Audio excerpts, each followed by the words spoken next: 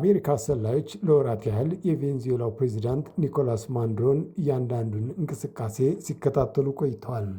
የአሜሪካ ከፍተኛ ወታደራዊ ባለስልጣን እንደሚገልጹት የ63 ዓመቱ ፕሬዚዳንት የት እንደሚተኙ፣ ምን እንደሚመገቡ፣ ምን እንደሚለብስና የቤት እንስሳቶችንም ጭምር ክትትል ሲደረግባቸው ነበር። እንደ ቢቢሲ ዘገባ ይህንን ክትትል የሚያደርገው ደግሞ በቬኔዙዌላ መንግስት ውስጥ ያለ አንድ የአሜሪካ ልዩ የስለላ ቡድን ነው። ከዛም በታህሳስ መጀመሪያ ኦፕሬሽን አብሶሉት ሪዞልቭ የሚል ስያሜ የተሰጠው ዘመቻ እቅድ ተነድፎ ተጠናቀቀም። ወራትን የፈጀው እቅድ ከፍተኛ ጥንቃቄ ተደርጎበት የተዘጋጀ ነው። በእቅድ ዝግጅቱ ወቅት የተሳተፉ የአሜሪካ ዴልታ ፎርስ ወይም ኢሊት ወታደሮች በቬኔዙዌላ ዋና ከተማ ካራካስ የሚገኘውን የፕሬዚዳንቱን መኖሪያ ቤት አስመስለው በመገንባት በምን አይነት መንገድ ፕሬዚዳንቱን እንደሚይዙ ተለማምደዋል። የዘመቻው ሂደት በዝርዝር ተዘጋጅቶ ከተጠናቀቀ በኋላ በተቻለ ሁኔታ ኦፕሬሽኑ በድንገት እንዲፈጸም ፍላጎት እንደነበራቸው ባለስልጣናቱ ቅዳሜ ዕለት ሲናገሩ ተደምጧል። ፕሬዚዳንት ትራምፕ ከ4 ቀን በፊት ኦፕሬሽኑ እንዲፈጸም ፍቃድ ሰጥተው የነበረ ቢሆንም የተሻለ የአየር ሁኔታና አነስተኛ ዳመና የሚኖርበትን ጊዜ ለመጠበቅ ሲባል ጊዜው እንዲራዘም ሆኗል።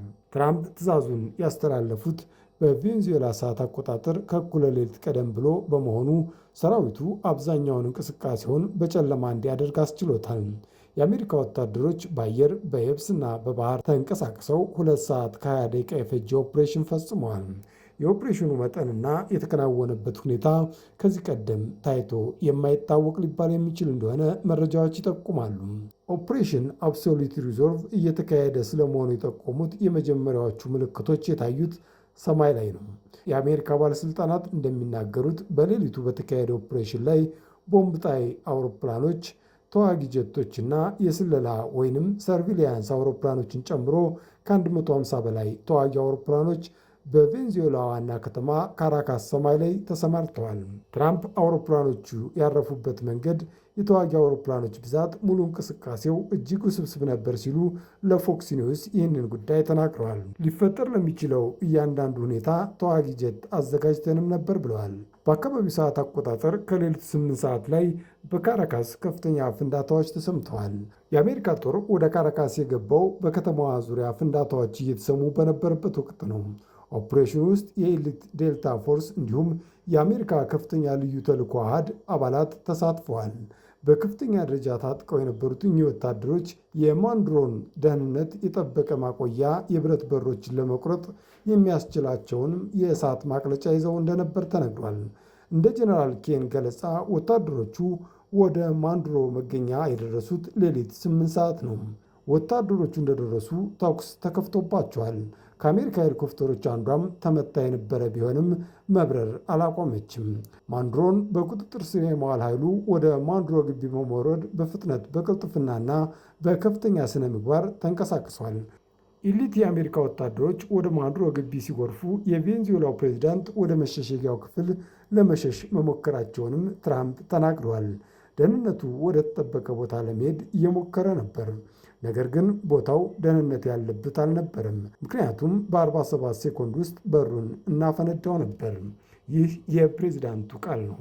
ከዚህ ኦፕሬሽን በኋላ ግን የአሜሪካ ወታደሮች ማዱሮንና ባለቤታቸውን አሳፍረው ከቬኔዙዌላ ግዛት ወጥተዋል። ቀጥታም ወደ ኒውዮርክ የተወሰዱ ሲሆን በዛው የወንጀል ክስ እንደሚመሰረትባቸው ይጠበቃል።